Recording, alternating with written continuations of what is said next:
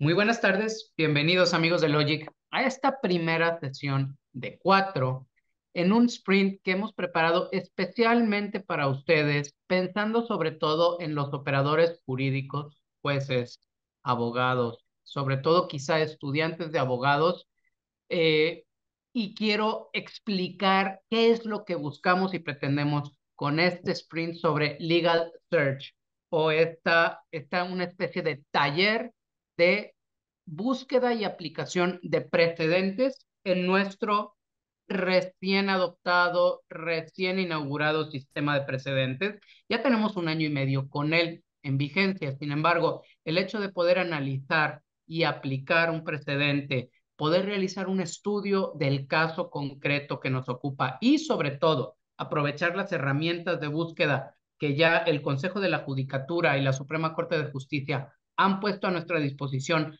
para poder encontrar cuál es el caso y cuál es el precedente concreto para cada uno de ellos, es precisamente el objetivo de este Legal Research, este sprint de 4 sesiones.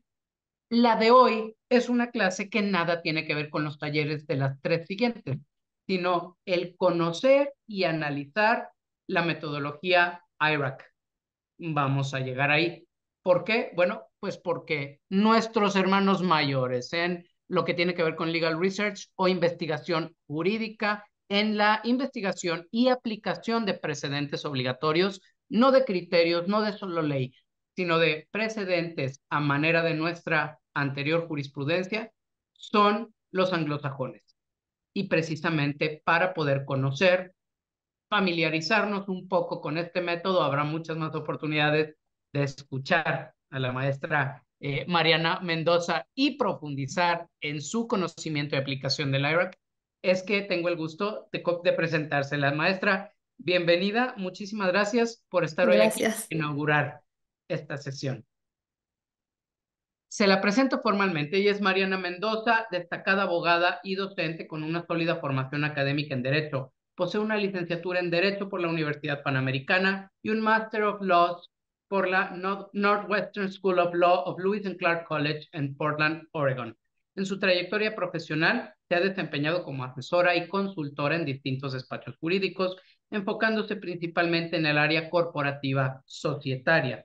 Ha trabajado en la Secretaría de Medio Ambiente y Recursos Naturales, donde adquirió experiencia en temas relacionados con el medio ambiente. Además, tiene una amplia experiencia como docente, habiendo impartido clases en distintas universidades, entre ellas el Instituto Tecnológico de Estudios Superiores de Occidente y la Universidad Panamericana Campus Guadalajara. En esta última institución ha enseñado Derecho Comparado y Derecho Anglosajón, con gran conocimiento del tema. También cuenta con diversas especializaciones en traducción del idioma inglés, registrada, por supuesto, como perito traductor autorizado por el Supremo Tribunal de Justicia en el estado de Jalisco, demostrando con lo cual las habilidades precisamente para hablar de este y todos los temas que en el futuro les tenemos preparados con ella también. Ya haremos los próximos anuncios. Maestra, nuevamente, bienvenida y gracias Muchas gracias. por venir a esta sesión.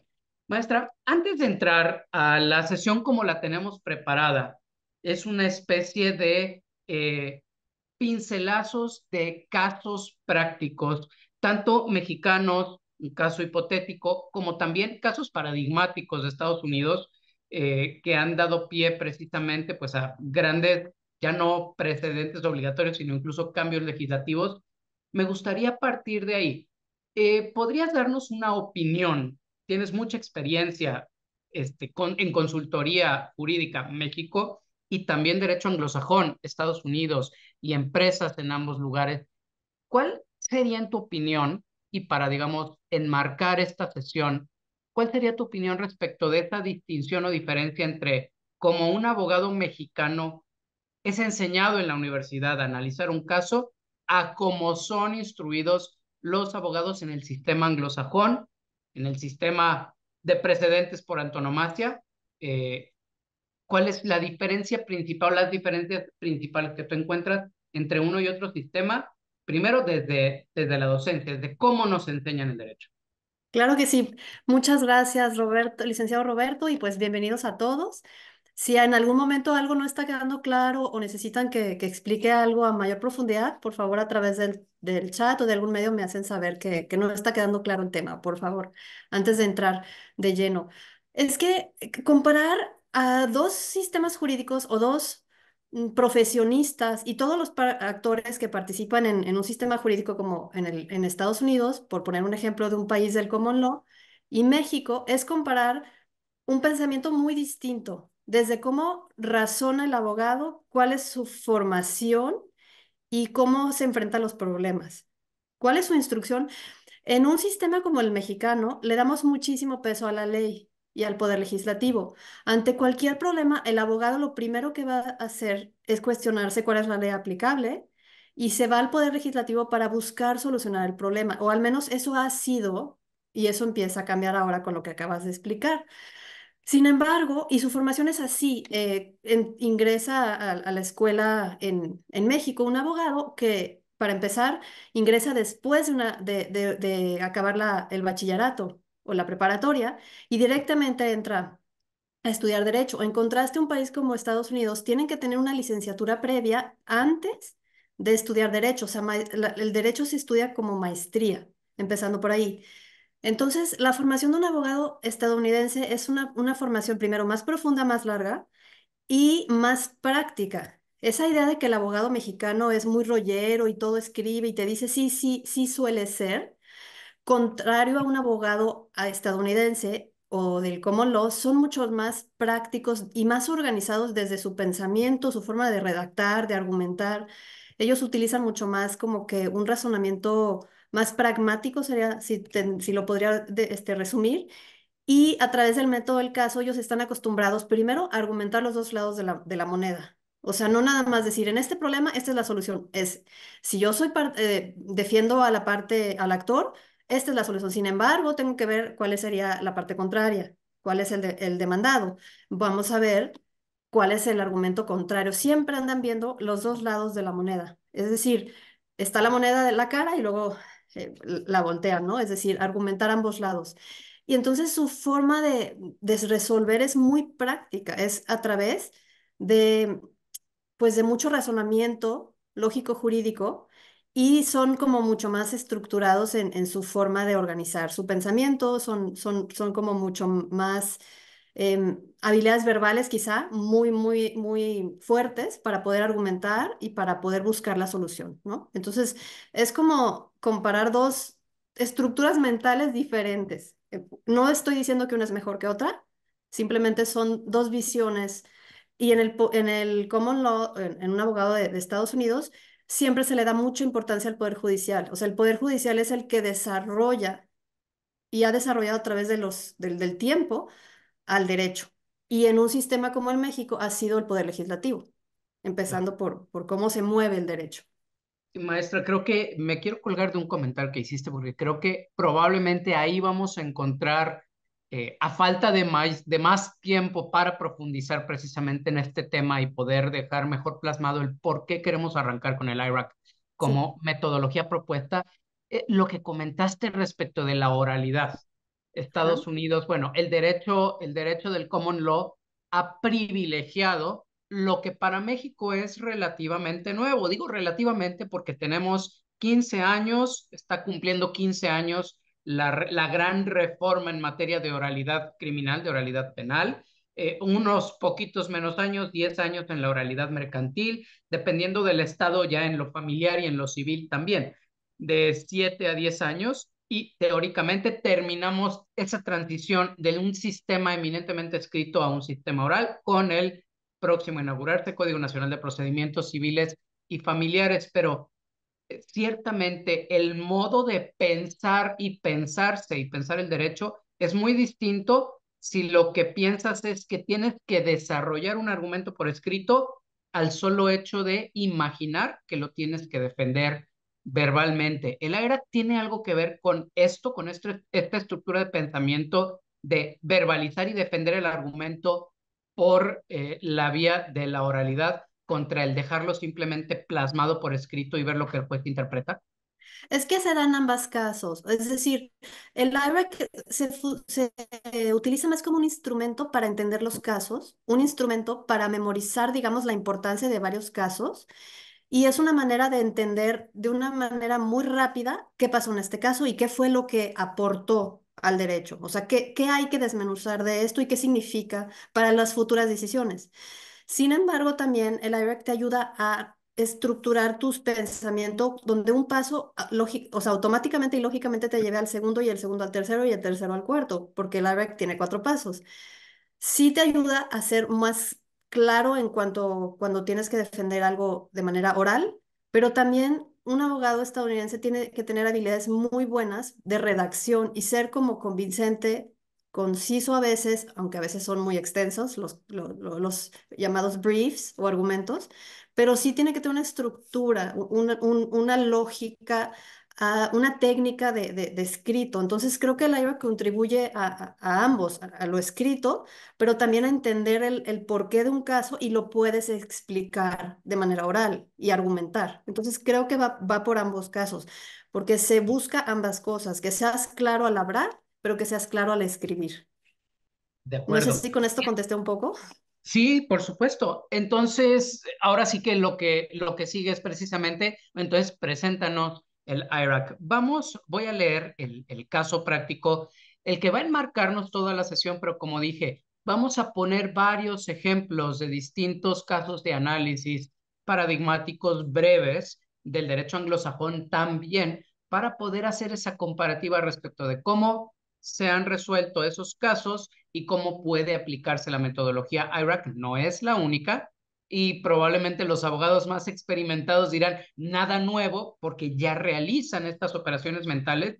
Sin embargo, es un excelente modo medio, me atrevería a decir hasta de hacer un reboot o resetear esa metodología del estudio del caso que nos presentan los clientes, pero también del precedente que pretendemos aplicar y que viene dado precisamente por los casos que publica la Suprema Corte de Justicia. En ese sentido, Carlos decidió comprar un vehículo usado para su uso personal y profesional. En su búsqueda encontró un anuncio de venta de automóvil en excelente estado, publicado por Laura, una vendedora privada. Luego de negociaciones, Carlos y Laura acordaron los términos de la compraventa y firmaron el contrato correspondiente. Después de la entrega del vehículo y su uso durante unos días, Carlos decidió revisar la documentación del automóvil para realizar el cambio de propietario y fue entonces cuando descubrió que el odómetro del vehículo había sido manipulado y que el kilometraje real era mucho mayor al indicado en el contrato de compraventa. Este descubrimiento generó preocupación en Carlos, ya que había pagado un precio significativamente más alto basado en la información incorrecta proporcionada por Laura García. Maestra, tres, cuatro hechos pintados por aquí y de entrada me quiero adelantar al ejercicio Ujú. que ya los abogados que están en la sala estarían haciendo. Claramente, Laura engañó a Carlos, pero luego habría que plantearse, y me adelanto a decir, pero sí lo engañó o Laura tampoco sabía, no sabemos, no nos lo dice el caso. Eso no relevante, el que Laura supiera o no supiera. En segundo término, Carlos verdaderamente fue engañado o tendría que haber averiguado antes o tendría que haber hecho una revisión y después el hecho mismo de que pagó más por un coche que él creía que tenía menos kilometraje. Solo estoy extrayéndolos porque así es como funciona nuestra mente de abogados cuando nos Ujú. presenta el cliente un problema así en abstracto o lo escuchamos de un amigo en una llamada breve o ya tenemos al cliente frente al escritorio. Hay otro modo de hacerlo. Por favor, preséntanos el IRAC. A ver, el IRAC es un acrónimo que cada letra representa una palabra, ¿no? Y IRAC significa issue, que es problema, rule, que es rule of law, que sería cuál es la legislación, la normativa aplicable. Application se refiere a cómo voy a analizar bajo la luz de los hechos concretos que pasaron, cómo voy a aplicar la ley al caso concreto. Y conclusion es cómo voy a concluir, más bien cuál es la decisión del tribunal ante este problema, ¿no? Y si nos podemos regresar a la filmina anterior, Perdón. sí, no, no hay problema. Entonces, primero quiero hacer así unas breves consideraciones. Es importante conocer los hechos en el IRAC, pero no son una parte propiamente dicho del IRAC. O sea, tú debes entender los hechos porque si no, no puedes desarrollar el IRAC, pero no es que tengas que estructurar todos los hechos de manera separada o dentro de alguna rubro, simplemente de manera natural en la aplicación del caso, pues vas a tener que entender qué pasó y por qué se aplicó de tal manera la ley o por qué se aplicó de manera diferente. Entonces, los hechos sí son importantes, pero no es como que un segmento específico para poner los hechos, ¿no? Esa es la primera como aclaración. Correcto. Luego, segunda aclaración sería, tu opinión personal, pues no es relevante en un IRAC, porque un IRAC pretende ser completamente objetivo. Es como una especie de radiografía del caso, un resumen, análisis muy rápido, donde te dice el problema, la ley aplicable, los asuntos a analizar y cómo concluyó el tribunal, ¿no? Y entonces tu opinión personal sí es, pues, importante para ti y quizá puede servirte para argumentar por qué el caso está equivocado en tu opinión o por qué debe de modificarse, o incluso dentro del caso hay muchas veces el tribunal hace opiniones disidentes, algún juez, entonces es importante la opinión de alguien, pero no es de alguna manera propiamente dicho parte del caso porque es eso, es una opinión y el IRAC es algo completamente objetivo. Y otra, digamos, aclaración es que cualquier caso, sobre todo cuando es un caso real, tiene una estructura. Por ejemplo, los casos en México, ya sea un amparo, una sentencia de amparo o alguna otra sentencia en materia civil, mercantil, por poner ejemplos, pues tienen una estructura, ¿no? Pero si tú le pides a una persona que pues te la explique, te la analice, una sentencia ya pronunciada, cada persona va a tener su estilo de cómo explicarte. Quizá alguien haga un cuadro sinóptico, quizá alguien haga dibujitos, alguien haga una especie de esquema, alguien quizá haga por párrafos. Y no hay una técnica, metodología que te explique cómo explicar una sentencia, ¿no? Entonces, lo que busca el IRAC es eso, que haya cierta uniformidad en cómo vas a analizar pues un caso y cómo lo vas a explicar para que entendamos por qué se resolvió de tal manera y es una forma de darle estructura y metodología. Entonces, porque si yo ahorita les pidiera a todo el mundo que leyera la misma sentencia y que para mañana, por ejemplo, me trajeran el resumen de esa sentencia y que me hicieran una especie de extracto, cada persona o sea, traería un estilo tan diferente y no tendría necesariamente que tener la misma lógica o secuencia. Y el library sí lo aborda de esta manera. Entonces, si yo a mis alumnos les pido que hagan esto en un IRAC siguiendo este método, pues van a llevar un método pues igual, ¿no? Todos, en su mayoría, ¿no? Maestra, esto último que comentas, uniformidad en el modo o método, metodología de análisis, tiene mucho que ver con la estructura mental y el hecho de que en el sistema anglosajón o en el sistema del common law, de entre muchas metodologías, se privilegie el método IRAC para poder realizar este análisis de caso, pues nos habla precisamente de esa estructura mental que vemos en los abogados. Perdón que parece que vuelvo al principio, pero me gustaría preguntarte o plantearte incluso como docente, ¿cómo enseñamos aquí en México el análisis de un caso? Si es que se enseña, yo ya lo estoy dudando, estoy queriendo hacer memoria de mis clases, a ver si en efecto algún profesor no nos enseñó ley o principios y listado de cosas, sino efectivamente un análisis de caso, pero sé que tú sí lo haces. ¿Cómo has visto cómo enseña el sistema mexicano el análisis de un problema aquí en el país? Bueno, ya hace bastante tiempo que yo fui alumna también, pero no recuerdo que a mí me hubiesen enseñado una técnica o un método para leer un caso. Era leer el caso. Incluso muchos maestros todavía empiezan a hablar de contratos y te dicen, pues esta es la definición del contrato, esta es la doctrina del contrato y invocan a un doctrinista muy importante, te dejan leer la opinión del contrato que escribió alguien muy docto en la materia y al final te dan el ejemplo. Ah, este es un ejemplo de un contrato, pero realmente No hay una técnica como tal que yo haya visto, al menos de manera muy uniforme en las universidades. Y la mayoría de las veces empezamos al revés, como les decía, el abogado mexicano empieza con la teoría y después explica la práctica.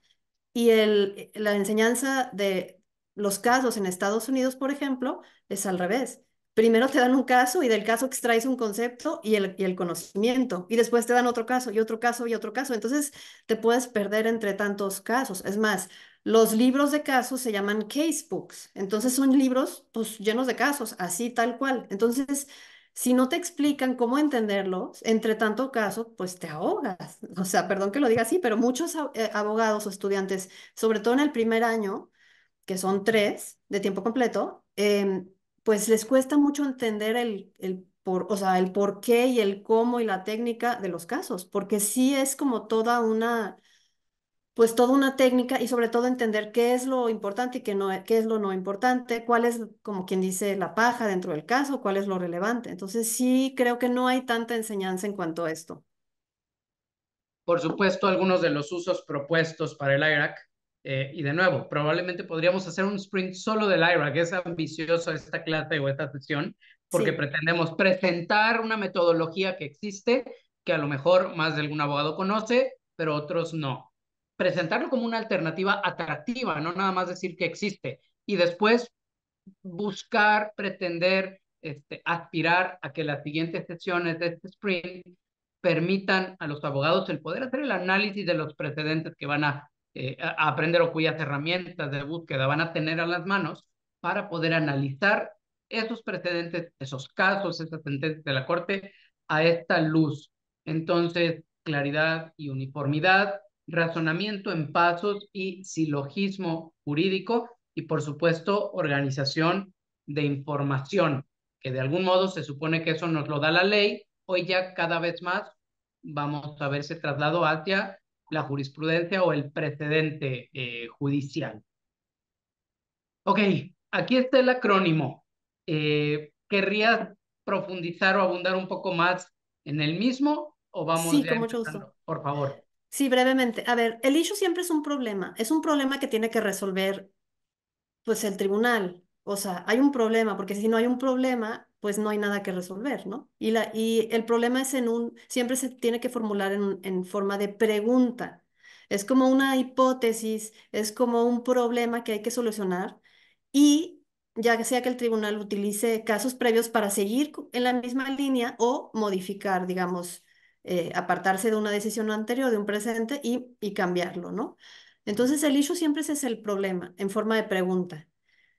El siguiente paso, que se llama rule o normatividad, significa qué es lo que está legislado, qué es lo que se ha dicho sobre el tema, es decir, en el caso del carro, bueno, pues cuál es el código, cuál es la ley que lo regula. Es tan amplio, puede ser una norma oficial, por ejemplo, el caso de México, podría ser una norma oficial mexicana, puede ser un artículo de la Constitución, puede ser un tratado, o sea, algún artículo, puede ser un principio general de derecho. Entonces, es muy amplio. Puede ser incluso un reglamento. Por eso es muy limitado poner normatividad, ¿no? Porque puede no ser emanar del poder legislativo, puede ser del poder ejecutivo como un reglamento, ¿no?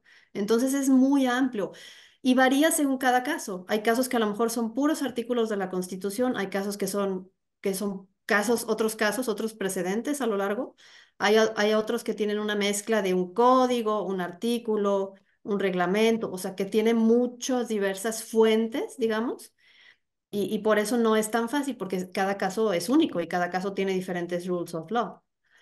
El siguiente paso es, pues, el más, todos son importantes, pero en este realmente estás materializando em, que lo que dice la normatividad, la ley, el artículo, la constitución, y cómo lo vas a aplicar a los hechos relevantes del caso.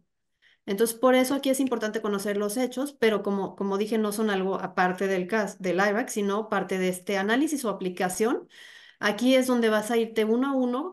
¿Por qué aplica esta ley? ¿Por qué no aplica? ¿Por qué es relevante? ¿Por qué no es relevante? Así como desmenuzar cada cosa del caso, ¿no? Y en el último paso es simple, es cuál es la respuesta, qué dice el tribunal, cómo concluyó. En este caso, pues sabemos que un tribunal puede hacer ciertas cosas, no puede hacer lo que se le dé la gana. Tiene que o confirmar en todo o en parte, ¿sí? Revocar en todo o en parte, puede desechar, puede reponer el procedimiento, pero no puedes inventar el hilo negro de algo diferente. O sea, solo está limitado a lo que puede hacerse, no puede hacer lo que quiera. Y si fuese un caso hipotético, pues también queremos cuál sería lo más probable cómo se pronunciaría el tribunal. Entonces puede aplicar la conclusión a algún caso real o a un caso hipotético. Y siempre es, pues, lo que fue, ¿no? O sea, aquí dejamos otra vez, vuelvo a insistir, fuera tu opinión personal. Si no estás de acuerdo, si tu conclusión es, no entiendes cómo llegó el tribunal a esta respuesta, pues es tu opinión personal. Pero la conclusión es objetiva, porque ya está ahí en el caso. Tú no tienes que investigar nada adicional. Si esa información no está en el caso, pues no está ahí. Tú no tendrías, puedes investigarla para entender el caso, pero no para resolver el caso. De acuerdo.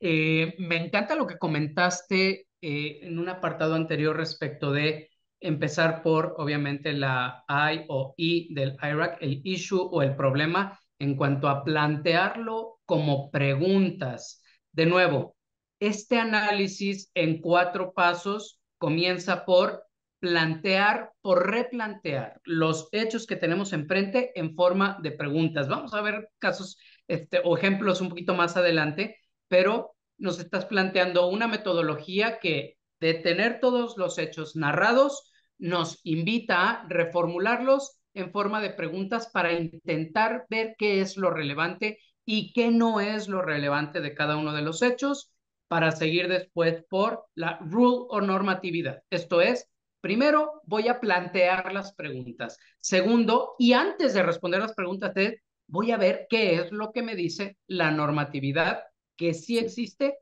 y que ya sé que es aplicable. Códigos, reglamentos, leyes, por supuesto jurisprudencia quizá firme de memoria que ya tengo enfrente, para después hacer esta mezcla de aplicación o análisis y ver si efectivamente el rule o la normatividad responde a las preguntas y sobre todo si las responde a satisfacción o no, más allá de filias y fobias, más allá de mi opinión, para de ahí extraer conclusiones. Mariana, me suena a un proceso lógico jurídico de análisis de problemas y al mismo tiempo suena a una metodología estructurada y organizada. Puede ser que esto es más natural, digamos, más orgánico de lo que podríamos pensar. Y si Sí, sí, claro. ¿por qué de pronto, en tu opinión, por qué no lo hacemos o por qué no saltamos pasos?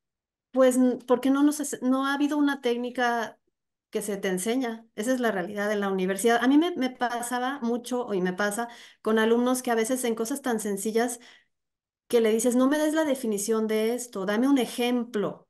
Y Correcto. muchos alumnos no pueden porque entienden la teoría, pero cuando ya vas a materializar digamos, explicarlo, a veces cuesta muchísimo, muchísimo trabajo. Entender, parte del reto del IRAC es entender el problema.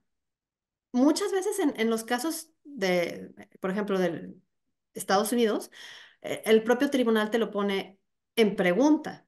Ujú.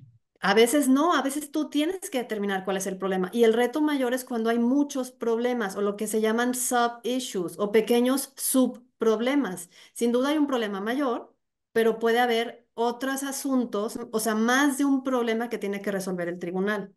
Entonces es ahí el reto. Primero, em, encontrarlo y encontrarlo, plantearlo en forma de pregunta y después encontrar todos los problemas que resolvió el tribunal. Porque incluso a veces el tribunal decide no resolver todos por alguna razón o porque la parte, por decirte, actora no aportó elementos o pruebas para que se analizara el resto de los issues y nada más analizó uno o dos, o a veces analizaron todos. Entonces, eso es lo que lo hace completamente único al IRAC. Me Identificar él o gustaría, los problemas. me gustaría llamar la atención para una aplicación muy práctica en materia de amparo, concretamente en amparo directo, y también, por supuesto, sobre todo en la interposición de recursos, recursos de apelación. Abogados con mayor experiencia se habrán encontrado con respuestas del tribunal de alzada, el tribunal revisor, en el que dice, sí, efectivamente planteaste uno, dos y tres argumentos en contra de los elementos que sustentaban la sentencia. Sin embargo, te faltaron cuatro y cinco que también fueron parte de los argumentos del tribunal de origen y contra ellos no dirigiste ningún concepto de impugnación, ningún agravio y por lo tanto, aunque estos tres a lo mejor son fundados, son insuficientes o son inoperantes porque estos otros dos que no tocaste o contra los que no dirigiste argumentación también son suficientes para sustentar la sentencia. Me parece que esta metodología que nos planteas puede ayudarnos muy bien a poder analizar, claro, por supuesto, problemas, pero sobre todo creo que, o me da la impresión de que está planteada la metodología de forma que podamos analizar los ruling, esto es, las sentencias de los tribunales para entender cómo están construidas. Lo dejo ahí nada más, simplemente porque es donde me he encontrado eso que tú dices, oye, ¿cuál fue el problema y cómo lo resolvió el tribunal? Y el tribunal dio cinco argumentos y si tú solo detectas tres, dos más quedan ahí que apuntalan una sentencia en contra y te sigues quedando donde estabas, ¿no? Vamos ahora hacia ejemplos prácticos. Aterrizar el IRAC. Quisiste que arrancáramos con este párrafo de la Constitución Política de los Estados Unidos de América, el equivalente de nuestro 14 y 16, combinado con el artículo primero, ¿no? La decimocuarta enmienda de 14th Amendment.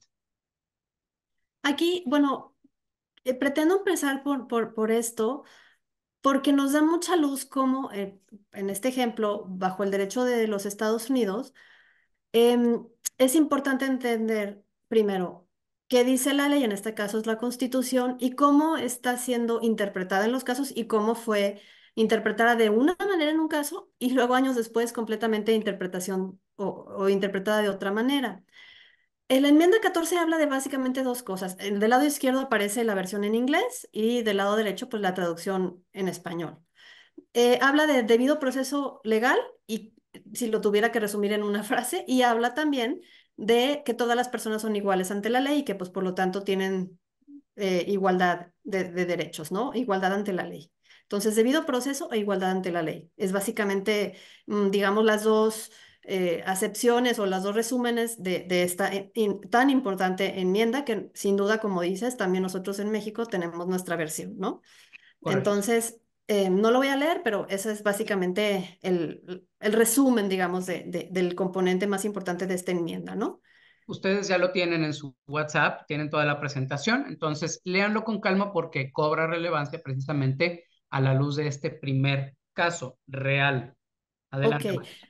Ahorita voy a ir hilando, a lo mejor van a empezar a decir, ay, pero ya me perdí, no entendí por qué menciona la enmienda si estamos hablando de IRAC. A ver, pues vamos a hacer una especie de explicación breve de cómo se hace el IRAC, bajo estos ejemplos del derecho estadounidense y luego retomaremos el ejemplo del carro con el que empezamos, ¿no? Aquí tienes dos personas, está actor demandado, está del año 1896. Plessy es un hombre de raza mixta, es una persona que 7/8 partes de su componente racial es blanco y el resto es una persona pues de color. Entonces, básicamente, pues bajo la apreciación, pues no es alguien tan notoriamente afroamericano. O sea, podría pasar como por blanco bajo qué es blanco, ¿no? ¿Cuál es la interpretación? ¿Quién es blanco? ¿Quién es moreno claro? ¿Quién es moreno? O sea, ahí es pues quizá un poquito subjetivo, ¿no? Podría ser, ¿no? Entonces, bueno, esta persona aborda un camión, perdón, un vagón de un ferrocarril exclusivo para personas blancas en un tren en Nueva Orleans. Estaba legislado que las personas se tenían que sentar según su raza. Una persona blanca en los vagones blancos, una persona de color en los vagones de color. No había excepciones. Tú mismo, o sea, bajo tu raza, pues te ibas al vagón correcto y digamos, el encargado, que manejaba la locomotora, estaba ahí viendo y todo el personal, digamos, veía que las personas se subieran al carro, al vagón correcto. En caso de no subirte al vagón correcto, pues se viola la ley, ¿no? Porque estaba prohibido sentarse, mezclado. Entonces, obviamente, Plessy se siente, pues, ofendido porque para él es blanco y él decide pues no sentarse en el vagón de las personas de color porque él cree que está violando la enmienda 14, esta ley de Nueva Orleans que está, digamos, dividiendo o sentando a las personas por raza, es violatoria de la enmienda 14, donde dice que pues todas las personas tienen derecho a una igualdad ante la ley. Entonces, pues llega el caso, bueno, él demanda, lo arrestaron porque violó la ley, lo multan, bueno, no me voy a enfrascar tanto en el caso, pero al final sube el caso, llega a la Suprema Corte Federal, en donde tienen que interpretar si es constitucional esta doctrina donde decían separate but equal, o sea, somos iguales, pero debemos estar separados pero iguales. Entonces tiene que interpretar la ley si constitucionalmente la enmienda 14 está siendo violada o es constitucional esa separación por raza bajo el principio de separados pero iguales. Entonces, el tribunal interpreta que sí es perfectamente constitucional esa segregación.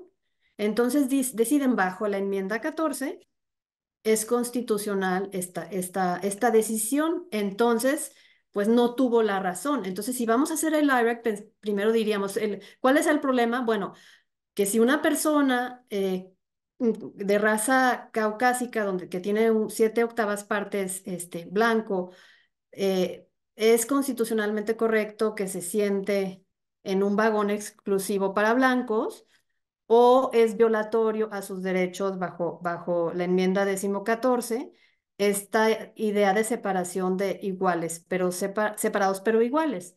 Entonces, este sería el problema, ¿no? Que tendría que resolver el tribunal. ¿Cuál es la ley? Pues la ley serían dos, en este caso la Constitución de Estados Unidos en la enmienda 14, donde dice justamente esa igualdad bajo la ley de todas las personas. Y otro componente de la ley sería la ley de Nueva Orleans, donde dice pues que todas las personas deben de separarse por raza y sentarse en los vagones exclusivos, ¿no? ¿Cómo aplica el tribunal la ley? Bueno, primero aplica que efectivamente, pues la ley es correcta porque el Estado tiene derecho a legislar y separar según la raza para evitar que haya disturbios, para que haya mejor convivencia de la raza, etcétera. Y aplica diciendo que, pues, que esa decimocuarta enmienda está siendo respetada los derechos de Plessy porque son separados pero iguales y eso es constitucionalmente correcto y no es violatorio de sus derechos bajo la enmienda 14 porque esa es pues porque no se le está atacando, no se le está impidiendo, por ejemplo, que utilice el servicio de vagón, simplemente que se siente en la sección correcta. No le están diciendo bájate del vagón, no te damos el servicio, no. Súbete al vagón, pero súbete al vagón que te corresponda por raza. Entonces, eso es constitucionalmente correcto.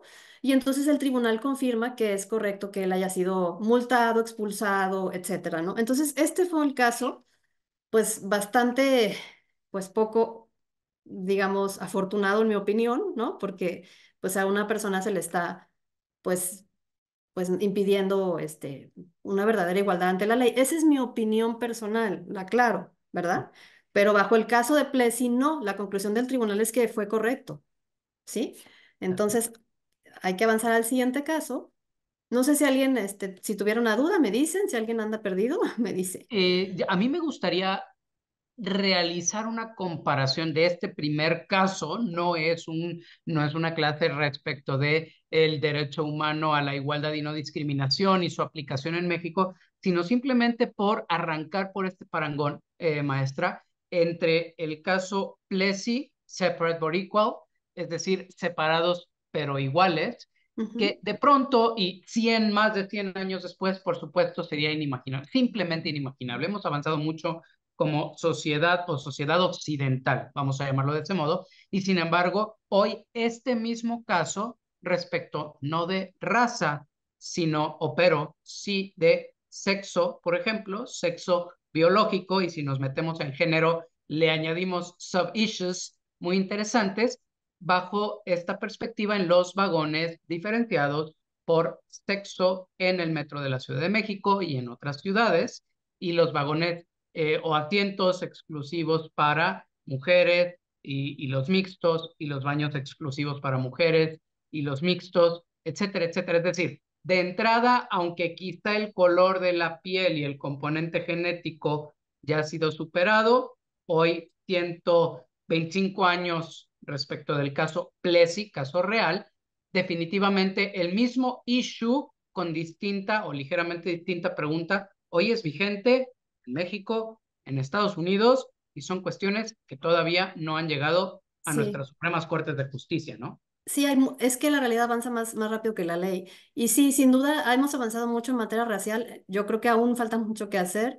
Y sí, todavía hay muchos componentes de los derechos humanos que los tribunales tienen que seguir, pues Que resolviendo, ¿no? terminar de, Tanto, ahora sí que terminar de responder bajo esta metodología IRAC. Ahora, sí, vamos a en apariencia, un mismo caso, es decir, un sí. mismo issue, pero prácticamente 60 años después del caso Plessy, Brown versus Board of Education, Este caso no es el particular. único caso, hay muchos casos que empezaron los derechos civiles que surgieron y empezaron a surgir en Estados Unidos, en donde empiezan a cuestionar la constitucionalidad de un precedente que estuvo vigente por muchos años. Esa idea de separate but equal, iguales pero separados o separados pero iguales, estuvo vigente, entonces por años, como lo dices.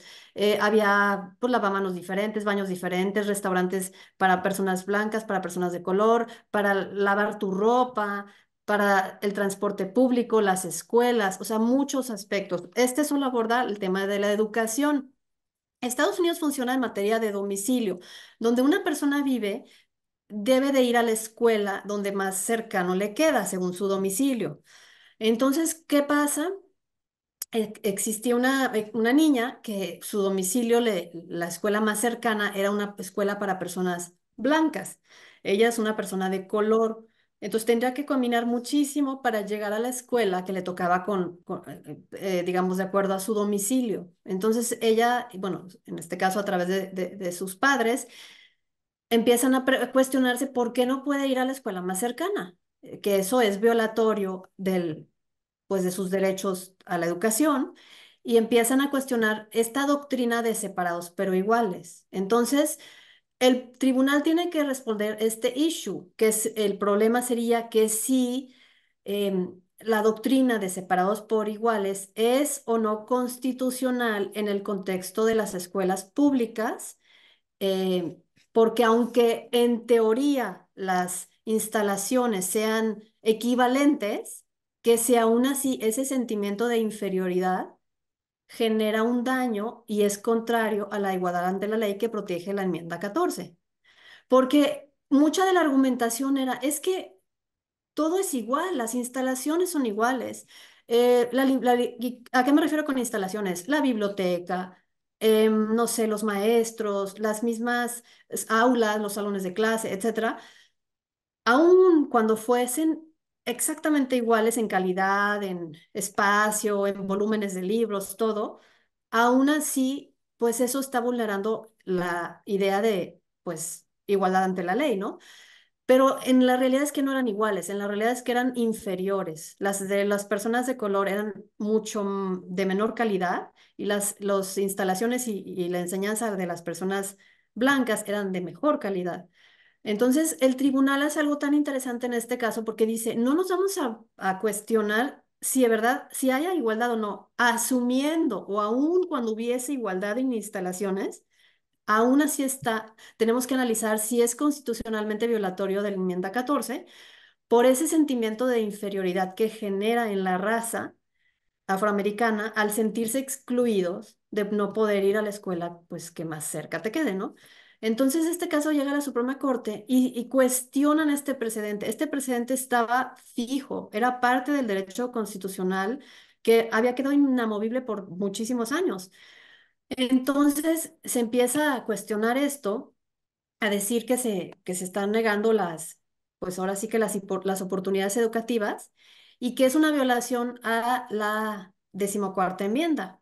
¿Qué hace el tribunal al analizar eso? Pero lo más fascinante, y es este caso me encanta para que entiendan la flexibilidad e inflexibilidad a la vez de los casos. Porque este caso fue muy inflexible, me refiero al de Plessy, por muchísimos años se quedó fijo, la Separate but Equal Doctrine.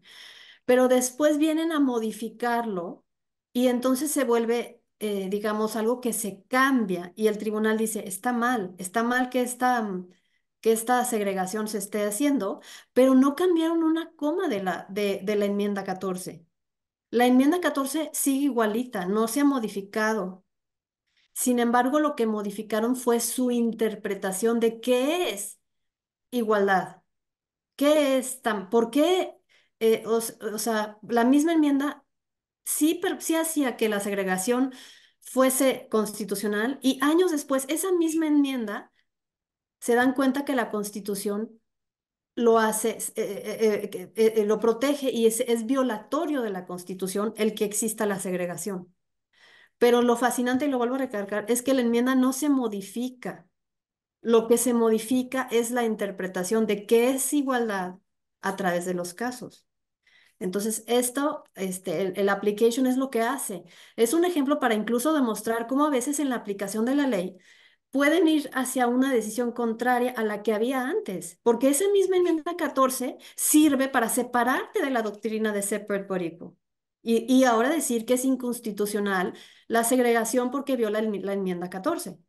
Lo único que hicieron fue cambiar la aplicación o la interpretación de esa enmienda en el application. El problema siempre había sido el mismo, que si es o no constitucional, que exista la segregación en materia educativa. Ese sería el issue. El rule, pues sigue siendo la Constitución. La Constitución, la enmienda 14, pero lo que cambia ahora, a pesar de que Plessy es en materia de vagones y de transporte, en ambos el elemento común es la segregación. Entonces, en la aplicación, la misma enmienda de ese rule of law la utilizan de manera diferente para ahora aplicarla en un sentido contrario. Y la conclusión sería que se dan cuenta que eso es violatorio y que es inconstitucional. Entonces se revierte la doctrina de separate but equal. No sé si vamos bien con el IRAC ahorita, hasta ahorita, o hay alguna duda. Es que creo que nos lo acabas de dibujar de una manera extraordinaria, maestra. Me encantaría si hay dudas, preguntas o aportaciones que las hagan, porque creo que hasta este momento habíamos leído la Constitución de Estados Unidos, vimos el caso Plessy y de pronto vemos el caso Brown. Y cuando nos planteas el issue es el mismo, el análisis del IRAC, y el rule of law, la constitución, y en el primer caso, ley de transporte, y en el segundo caso, la ley, el equivalente de la ley general de educación, ya vemos que podemos tener mismos hechos o issues, misma legislación de referencia, y será en la aplicación en donde veamos una distinción o una diferencia. Y en apariencia nada ha cambiado más que probablemente, por un lado, la interpretación del tribunal, por supuesto, las opiniones, ¿no? Del mismo tribunal. Aquí me gustaría introducir un elemento. Nos ha estado diciendo, maestra, la opinión del jurista no importa porque él era que es muy objetivo. Pero ahora que vemos que de pronto a través del mismo AIRAC podemos encontrar una interpretación distinta que muy probablemente tiene que ver con la opinión de los jueces de la mayoría, el sentir de los jueces de la mayoría, ¿por qué no el vendaval de los tiempos, Segunda Guerra Mundial y lo que la segregación causa? Verdaderamente el issue solo fue que en este caso la protagonista tenía que ir más lejos. ¿Crees que habría llegado a la Suprema Corte de Justicia si ella hubiera tenido una escuela a la misma distancia o a semejante distancia, o incluso una escuela para negros más cerca de su casa? Concretamente en cuanto a la application y el tema de las opiniones y la interpretación del derecho. En este caso fue todo un conjunto de hechos que llevaron hacia el desarrollo de los derechos civiles. Y entonces, esta incluso fue una acción en clase. Sí fue en Topica y fue una niña, pero se unieron muchas personas que también estaban en esa misma situación y se empujó más allá de la distancia y más allá de la segregación y más allá de la calidad de la educación, sino para atacar en sí mismo la o buscar la protección de la enmienda 14. O sea, se fue más allá de lo racial. O sea, sí fue racial, fue creciendo, fue como estaba creciendo como la espuma en este contexto histórico, pero se buscó obtener la protección de la Constitución, más allá que de que fuera una ley. sino para cambiar la forma de cómo se interpreta la Constitución, porque la Constitución no se le tocó una coma. Lo vuelvo a insistir, se le cambió la interpretación de la Correcto. Constitución. Entonces, sí, sí, fue todo, pues todo un tema, porque una cosa es que cambies o modifiques la ley, pero cómo cambias los sentimientos de las personas, la parte cultural, el rechazo social, o sea, eso todavía llevó y ha llevado y seguirá llevando muchos años.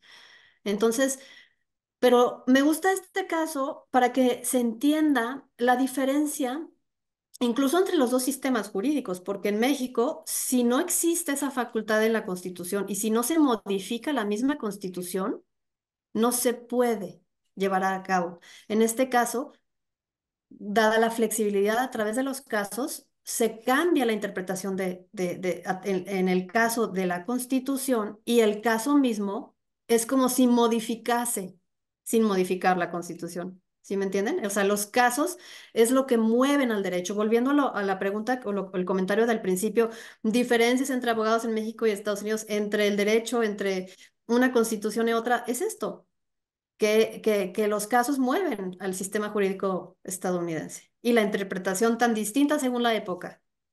Maestra, la semana pasada teníamos en el Legal Opening precisamente el licenciado Elliot, penalista, con el tema de la prisión preventiva oficiosa y cómo los tres, cuatro criterios contendientes que están pendientes de resolución en contradicción por nuestro sistema, esencialmente hablan de lo que tú nos estás diciendo, que los jueces constitucionales mexicanos, juzgados de distrito y tribunales colegiados que han decidido todavía aplicar la prisión preventiva oficiosa a pesar de la sentencia de la Corte Interamericana de Derechos Humanos, se han aferrado a exactamente lo que tú nos estás diciendo.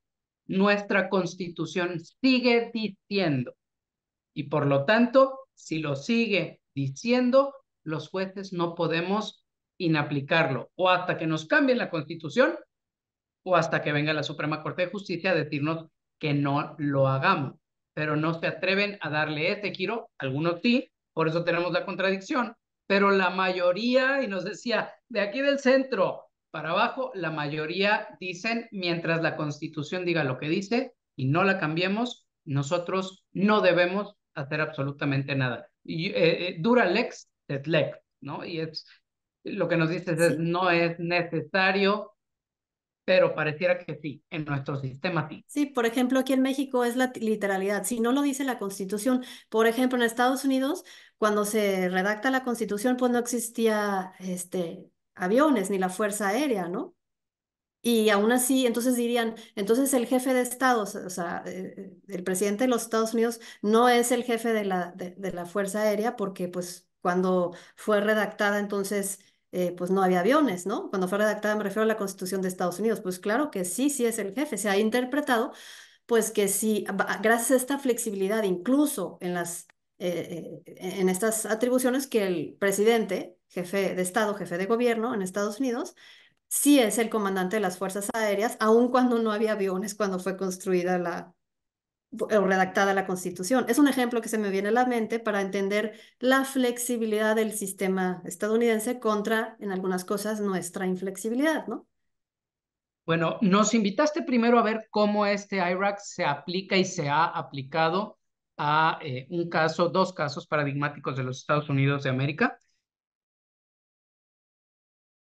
Vamos a intentar contigo hacer este ejercicio con este caso hipotético. Lo Ok, leo simplemente para que se escuche. Justo en el momento de la puesta del sol, Alejandro observa que la puerta de la casa de Roberto se encuentra abierta. Alejandro sabe que Roberto tiene su oficina en casa y que tiene un equipo de cómputo muy costoso. Alejandro empuja la puerta, que no está bajo llave, ingresa en la casa, se roba el equipo de cómputo valuado en más de $5,000 americanos. Son 5 líneas de caso y nos dice, analicémoslo bajo el derecho penal estadounidense. Y entonces nos empiezas a proponer, ahora sí, este análisis práctico y ya nos habías anunciado. Lo primero que hay que hacer es la I de issue, encontrar el issue a manera de preguntas y respuestas. Si se fijan, el issue no está así en el caso, la pregunta, pero bueno, el issue sería abrir una puerta que no está bajo llave de un edificio en el crepúsculo, es decir, cuando todavía no es plenamente de noche, pero todavía no es totalmente de día, ya se está yendo el día, con la intención de cometer un delito es suficiente para cometer un robo.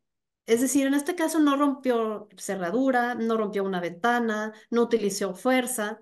Entonces, si es o no es lo que tendría que analizar en este caso, ¿no? Correcto. ¿Cuáles son los requisitos? En este caso, ¿qué es esto? Esto sería la normatividad. ¿Qué dice la ley? Burglary es un tipo de robo. Tiene que tener ciertas características. Por ejemplo, que es uno, que es el breaking, que es allanamiento de morada, es decir, no es tu casa, ni te invitaron, ni te la prestaron. O sea, tú estás entrando en un domicilio que no es el tuyo. Estás entrando porque a lo mejor si nada más te asomas y dijiste, ay, no, aquí no es, me equivoqué, aquí no es mi departamento o no, no está mi amigo, mejor me voy y te vas, no estás entrando, pero al tú abrir puerta y dar unos pasos y entrar, ya estás entrando bajo el concepto de burglary a una vivienda. En este caso, la persona tenía casa, vivienda en el mismo lugar, ¿no? Entonces, si él vive ahí, él duerme ahí de otra persona, porque si tú entras a tu propia casa, pues no es algo ilegal, ¿no? Y en la noche, o bueno, pardeando, o digamos cuando todavía no es tan de noche, pero ya se está yendo el día, y con la intención de cometer el delito. Entonces, eso sería la ley, ¿no? Breaking es entrar a una vivienda de otra persona en la noche con la intención de cometer el delito. Eso dice la ley.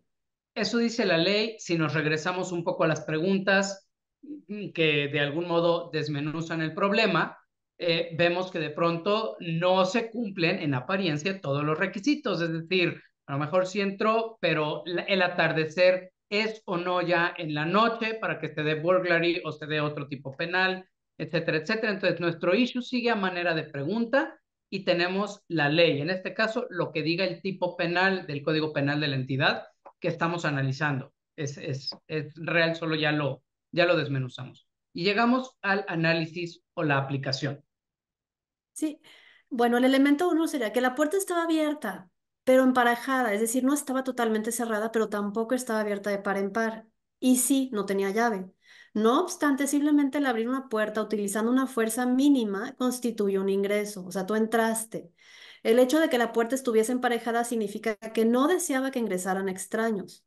Los tribunales han interpretado que no es necesario romper la cerradura o la puerta para que exista allanamiento de morada. O sea, aun cuando utilizó la fuerza mínima necesaria, es decir, empujé la puerta y entré, pues estoy haciendo algo que no es correcto, que es ilegal, ¿no? Por contraposición, si la puerta hubiese estado abierta de par en par, por eso nos planteabas este elemento entre una puerta cuya chapa o cerrojo no está echado, está ligeramente entreabierta, pero no está de par en par, ni tampoco cerrada por Sí, sería completo. más convincente si él hubiera roto la cerradura, si hubiera empleado fuerza, si hubiera utilizado un martillo para romper algo, pero, pero sí, sí utilizó fuerza mínima, pero sí utilizó algo para empujar, ¿no? Sus manos. Los elementos 2, 3 y 4, Alejandro ingresó a una vivienda que no es la suya. Se considera vivienda porque Roberto ahí habita y duerme. O sea, ambas cosas. Y el elemento 5, Alejandro ingresó durante el crepúsculo a la vivienda de Roberto. Es probable que se interprete que a pesar de que no es plenamente de noche, Alejandro se está aprovechando de que se empiece a hacer de noche para ingresar a una casa ajena. Porque eso es lo que hace en el burglary, se aprovecha de que es oscuro como para cometer eso. Correcto. Cosa que también no es ajena, y los penalistas nos lo podrían decir, en determinados tipos penales similares a este, recordarán la palabra furtividad, etcétera, etcétera. A eso es a lo que se refiere precisamente el Sí. entrar en la noche. Y el elemento 6, Alejandro ingresa con la intención de llevarse el equipo costoso y no simplemente para hacerle el favor a Roberto de revisar la casa y cerrarla. Hay una clara intencionalidad en su acción de conformidad con la ley. Es un delito robarse un bien ajeno, en este caso un equipo de cómputo. El monto de lo robado tiene un valor económico de $5,000. Hay un claro daño económico para Roberto. Sí, porque si él hubiera entrado, se hubiera observado, ay, híjole, la puerta de mi amigo o de mi conocido está abierta y la cierra o va y lo busca, oye, dejaste mal cerrada tu casa. aunque hubiera entrado, aunque hubiera visto, pero no hubo esa intencionalidad. En este caso hubo una intencionalidad y además se sustrajo el equipo, o sea, actuó, no quedó nada más en un mala intención, en un pensamiento, sino que actuó. Entonces, a pesar de que es un caso hipotético, pues existen todos los elementos para que sea muy probable que Alejandro sea condenado por el delito de burglary, a pesar de que la puerta no estaba bajo llave y que era crepúsculo, o sea, no plenamente de noche. Ok. Este es un análisis que realizan los jueces, por supuesto, también, y ya vemos teoría del caso aquí, hoy ya cada vez más lo realizan también los abogados mexicanos en materia criminal o penal para poder analizar los elementos del delito y los elementos del tipo y, por supuesto, la teoría del caso, porque excluyendo cualquiera de ellos, que la puerta hubiese estado abierta, que fuese de día y no de noche, que habiendo entrado aun con la intención de robar, pues no se hubiera robado nada, entonces pondría en tela de juicio. Cada elemento es importante. La gran pregunta aquí, maestra, es ahora, ¿cómo lo aplicamos a los casos mexicanos y a los precedentes que nos presenta la Suprema Corte de Justicia? Por favor, ayúdanos ahora a tropicalizar y poder empezar, quien quiera hacerlo, a analizar nuestros casos bajo la metodología IRAC. Bueno, primero es un problema que veo muy seguido es que cuando tienes que hacer el caso, muchas personas empiezan a hacer una repetición enorme de todos los hechos, pero no. El primer problema, el issue, es encontrar el problema. Tienes que entender los hechos para entender cuál es el problema. Ya que entendiste el problema, es formularlo en forma de pregunta. Que sean unas o dos frases máximo y evitar ambigüedad. Mientras más preciso seas, más fácil vas a transmitir pues la idea y vas a poder encontrar, digamos, como una lógica, secuencia en todo tu IRAC, si eres como muy claro, si pones los detalles como muy, los encuentras y los redactas de manera clara. En el issue no tienes por qué ofrecer la solución y siempre utilizas como en forma de pregunta. Algunas preguntas guía, por ejemplo, son ¿cómo la manipulación del odómetro afecta el consentimiento de Carlos Hernández? Ese sería un ejemplo, ¿no? Em, y puede haber, como lo dije, más de un issue. Eso es lo que lo hace un poco el retador, el IRAC. Cuando hay más de un issue, te puedes perder entre tantos subproblemas.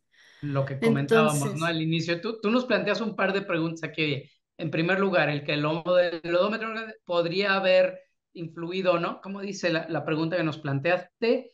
¿Cómo la manipulación del odómetro afecta al consentimiento de Carlos Hernández? En primer lugar, ¿lo afecta o no lo afecta? ¿Ha generado o no un vicio del consentimiento? Uno que no planteaste, pero que yo planteé como un subissue es Laura sabía o no sabía que el odómetro estaba manipulado, ¿no? O sea, podrían ser estos sub-issues que todos nos ayudan a analizar contra lo que dice el derecho. claro. La parte vendedora, al manipular el odómetro, ha generado un vicio en el consentimiento y por ende se debe anular el contrato de compraventa, por ejemplo.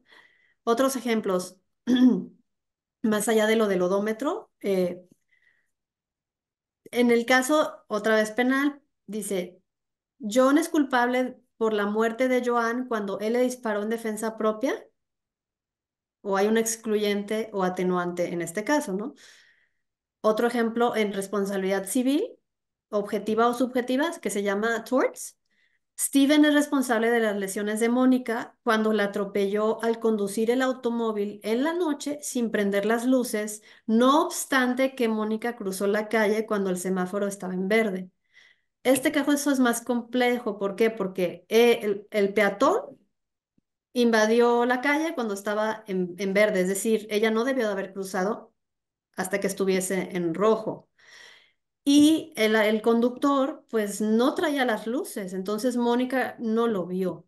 Entonces ahí dices, bajo el derecho estadounidense se conoce como responsabilidad compartida a veces, cuando ambos tienen cierta culpabilidad.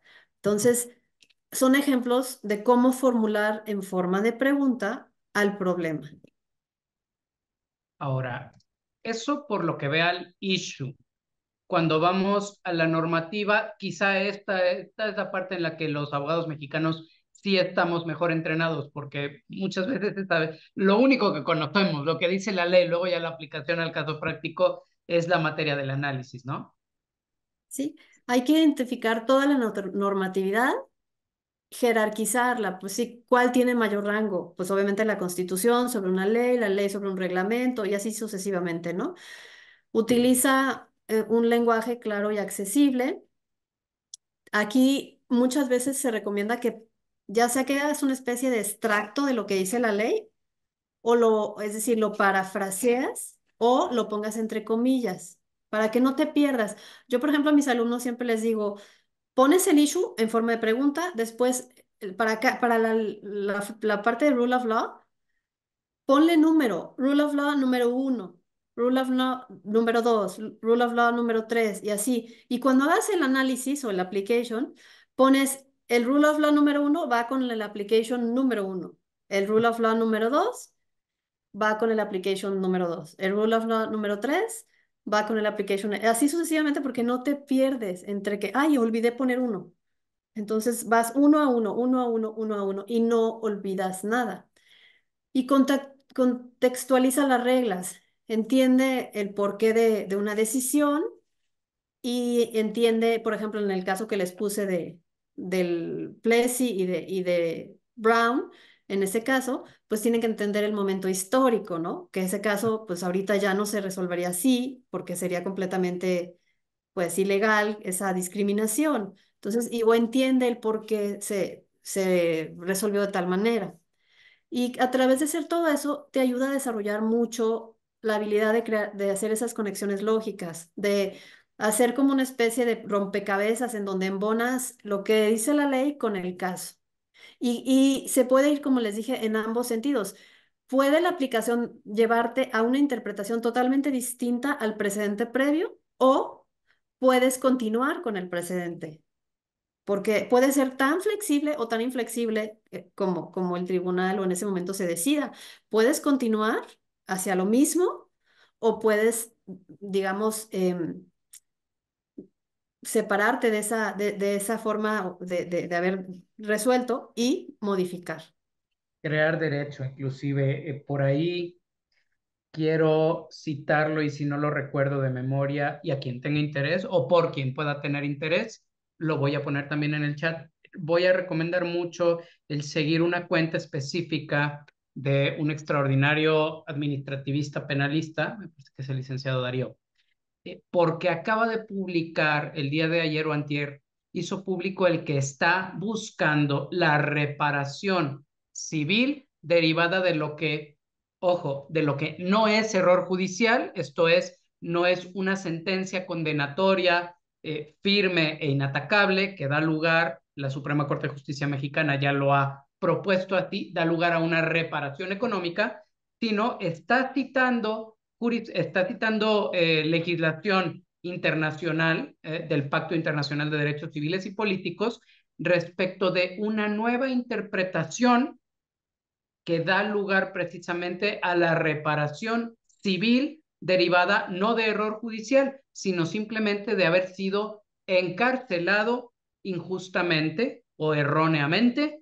Y la lectura que él da y lo que ya nos comparte de esa primera demanda o primera serie de demandas que se están presentando en contra del Poder Ejecutivo y en contra del Poder Judicial por aplicación de prisión preventiva, ahí donde no debía haberla, que ya está buscando esa reparación económica, buscando precisamente saltarse la doctrina firme e inatacable del error judicial. Esto es lo que la Suprema Corte de Justicia nos ha dicho. ¿Quieres ser reparado por parte del Estado? Espérate a ser completamente condenado, más allá incluso de un amparo que haya salido en tu contra y que después de años de estar preso por nuevos elementos, resulte que precisamente fuiste condenado y pasaste tiempo de prisión sin ser tú el que tendría que haberlo hecho o por culpa de error judicial. Me llama mucho la atención que hoy nos dices esto, maestra, el viernes y ayer el licenciado Darío lo hace público, el licenciado Darío, se lo voy a poner por ahí, es un egregio penalista, buscando precisamente el darle la vuelta a un precedente fijo, o jurisprudencia fija y obligatoria de nuestro Tribunal Constitucional, invocando nuevos elementos o una nueva interpretación sin que haya todavía cambiado la Constitución. Me gusta cómo nos lo planteas porque últimamente es crear derecho, ¿no? Es hacer algo que nadie ha hecho dando una nueva interpretación, no al issue, sigue siendo el mismo, no a la ley, sino simplemente una nueva interpretación, una nueva aplicación de viejos, digamos, de viejas disposiciones. Ahora, volviendo al caso que estábamos al inicio de esta sesión sobre el automóvil y el odómetro alterado, pues, ¿qué dice la legislación vigente? Aquí el Código Civil Federal de México aborda el tema de vicios del consentimiento, como el error, entre otros, que puede dar a la anulación del contrato, artículos 1812, 1813. El 1812 dice que el consentimiento no es válido si ha sido dado por error, arrancado por violencia o sorprendido por dolo. El artículo 1813, el error de derecho o de hecho invalida el contrato cuando recae sobre el motivo determinante de la voluntad de cualquiera de los que contratan, si en el acto de la celebración se declara ese motivo o si se prueba por las circunstancias del mismo contrato que se celebró en el falso supuesto que lo motivó y no por otra causa. Entonces aquí está claramente pues legislado qué pasa cuando hay un vicio en el consentimiento y cuáles son los efectos, sobre todo, de ese vicio, ¿no?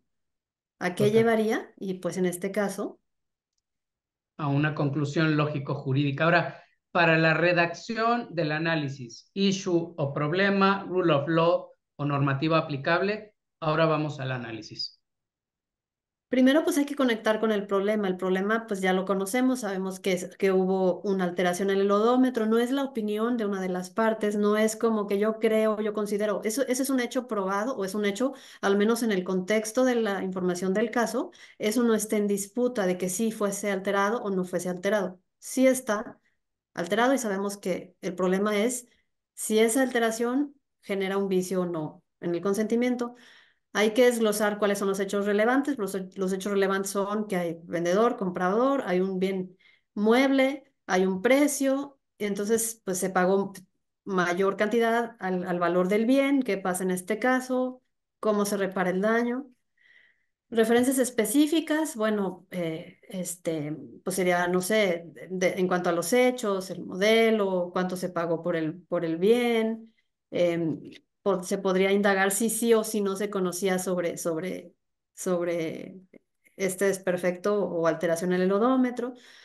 Sería una secuencia lógica de todos los pues, hechos, en este caso, bueno, si el odómetro es suficiente para alterar esa voluntad. Entonces, en este caso sí, porque Carlos tomó en cuenta el kilometraje, entre otras cosas, para comprar el coche. ¿Por qué? Porque no quería un coche tan utilizado, con tanto kilometraje. Cuando se descubre que el vehículo fue manipulado, se da cuenta pues que entonces pagó un precio mucho mayor al valor real del automóvil y entonces ahí para él hay una pérdida, una clara pérdida económica. Y entonces, bajo la legislación que ya analizamos, pues sí hay un vicio en el consentimiento que sin duda afecta la validez del contrato de compraventa y pues entonces él busca pues que se quede anulada. Maestra, pregunta en pantalla, ¿cuál sería la diferencia entre citar leyes y citar precedentes en nuestra sección o en nuestro análisis IRAC, rule y application? Las leyes, pues como sabemos, generalmente vas a citar un artículo, difícilmente vas a citar a toda la ley porque la ley es muy amplia, entonces siempre tienes que decir qué artículo, qué cláusula, si estás hablando de otros sistemas, o qué inciso, o sea, tienes que ser muy, muy claro. Cuando estás hablando de precedentes, bajo el sistema estadounidense, pues vas a citar el caso con el nombre, ¿sí? Cómo se llamó, ambas partes, y información hasta, no sé, el año en que fue decidido, etcétera. Si es en el caso mexicano, pues vas a citar cuál es la jurisprudencia tal, número tal, el nombre tal, o sea, todos los datos Y por eso sí son muy diferentes, porque son de fuentes muy, muy distintas. En las leyes, pues vienen del Poder Legislativo y en el Rule of Law, en la parte de los precedentes, siempre son decisiones previas del Poder Judicial, ya sea, si estamos hablando del estadounidense, se llama precedent o case law o cases, y si estamos hablando del mexicano, pues estás hablando ya sea, si vas a citar una jurisprudencia o si es una simple tesis, pues tienes que brindar toda esa información. Sin duda, dependiendo de lo que estés escribiendo, pues cuál va a tener mayor o menor peso, ¿no? Totalmente. Y Y en el application las vas a, pues ahora sí, a desmenuzar, porque cuando citas las leyes en el Rule of Law, lo estás haciendo de una manera muy objetiva, resumiéndolas, ya sea parafraseándolas o citándolas muy brevemente, así entre dos comillas, y tienes que hacer algunos párrafos, no vas a hacer hojas y hojas de citar, ¿no? Tienes que aprender a hacer como una capacidad de extracción de decir, a ver, esto es lo relevante de lo que estoy citando de esta ley. Y en el application lo que vas a hacer es simplemente decir por qué es aplicable y cómo o por qué no es aplicable. Porque muchas veces pasa mucho más en el derecho estadounidense que citan ambas partes durante el juicio una argumentación de por qué este caso es aplicable o por qué este caso no es aplicable, según tus propios intereses, ¿no? excelente, excelente, excelente. Muchísimas gracias, maestra. Y quizá valdría la pena recordar que bajo nuestro nuevo sistema de precedentes, las tesis, aun las de jurisprudencia, ya no son el rule of law, son simplemente el resumen fotografiado para efectos de divulgación y conocimiento de un criterio, pero tenemos que ir a la parte considerativa de las ejecutorias y tomar los párrafos textuales y compararlos, ellos como rule of law, hacer el IRAC y luego ya compararlos con nuestro caso concreto. El citar solamente la tesis de jurisprudencia o la contradicción que leemos en el semanario de pronto no va a ser suficiente, porque a lo mejor la conclusión no está suficientemente adaptada. La conclusión, que es lo que vemos en esa tesis divulgada, no va a estar suficientemente adaptada a los hechos del caso que estamos exponiendo. Hoy día, me atrevo a decir, ya el IRAC se vuelve una herramienta indispensable para poder aplicar los precedentes desde las ejecutorias. No nada más tomar la tesis, copiarla directamente del botón de copiar y pegar y plasmar directamente en la sentencia, o perdón, en la demanda o en la contestación que estemos haciendo. Es que para mandar un poco en lo que dices, es que en el application es como donde vas a hacer tu argumentación, Correcto. digamos. Entonces, pero tienes que ser muy concreto, muy estructurado, no nada más poner rollo y rollo, sino realmente argumentar y convencer. Y algo que quiero nada más precisar es que en el application cuando tú utilizas el rule of law, en el rule of law va a haber muchas, digamos, fuentes de donde viene el rule of law, o sea, como dije, un reglamento, la ley, la constitución, jurisprudencia, etcétera, y pueden tener un distinto peso. Incluso ahí mismo en el rule of law se pueden citar principios generales de derecho, que tú dijeras, pues, ¿qué tanto peso tienen contra la constitución? Quizá no tanto peso, no, pero aún así todo sirve para la argumentación que luego vas a hacer en el application, porque vas a argumentar que ese principio de derecho sí aplica a este caso o por qué tal ley o por qué tal reglamento, o por qué tal jurisprudencia. Entonces, sí es una labor muy concreta de argumentación, que en el application la tienes que demostrar. De acuerdo.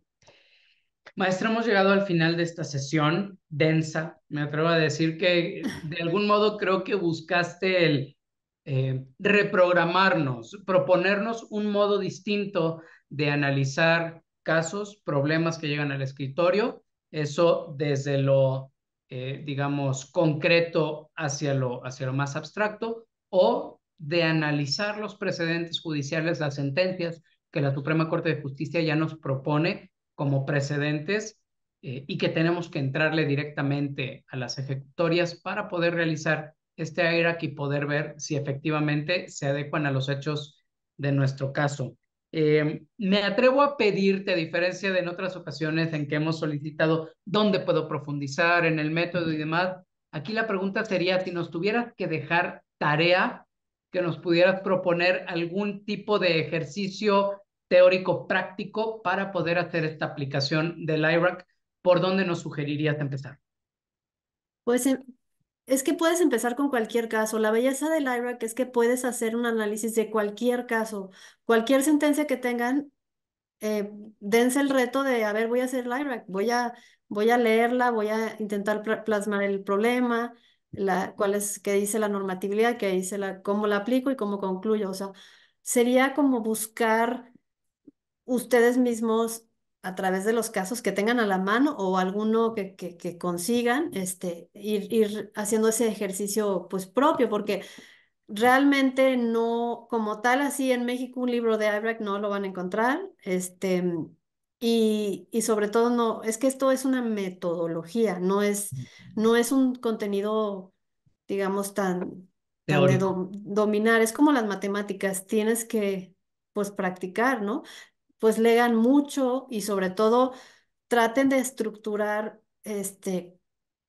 cuando vean un caso, cuando lean algo, de qué se trató, cuál fue el problema y cómo se resolvió. O sea, siempre tener eso presente para no perdernos en el caso mismo, que es lo que pasa muchas veces. Y luego se vuelve más complejo porque algo que no dije, que hay una cosa que también se llama nested IRAC, que quiere decir que se puede hacer el IRAC, pero para cada subcaso, subasunto, perdón, por separado. Entonces, si el asunto tiene 5 problemas, vas a hacer 5 IRACs por separado para no perderte. Esa es otra forma mucho más compleja. Entonces, contestando tu pregunta, del IRAC sí pueden encontrar muchas cosas, sí pueden encontrar muchas cosas a lo mejor en internet, etcétera.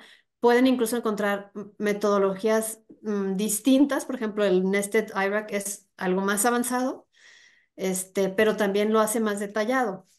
Entonces, sí está difícil porque es algo que no es normalmente impartido en las escuelas de derecho en México, que se aprende a través de algún taller de redacción jurídica o cuestiones así, y que lo que más que nada requiere práctica. O sea, si ya sabes los pasos, pues es nada más pues practicar, ¿no? O sea, correcto. hacerlo.